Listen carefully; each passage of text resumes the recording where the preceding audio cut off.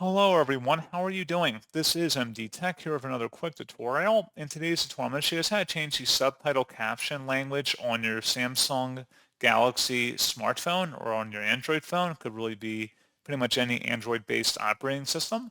So this should hopefully be a pretty straightforward process here, guys. And without further ado, let's go ahead and jump straight into it.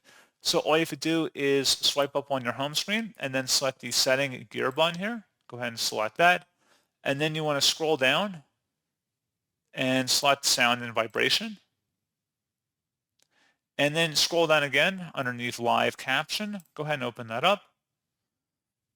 And then you want to go where it says caption preferences. Select that and select more options. And then you can select the language button right here. And then you can select another language you'd rather the captions be translated into.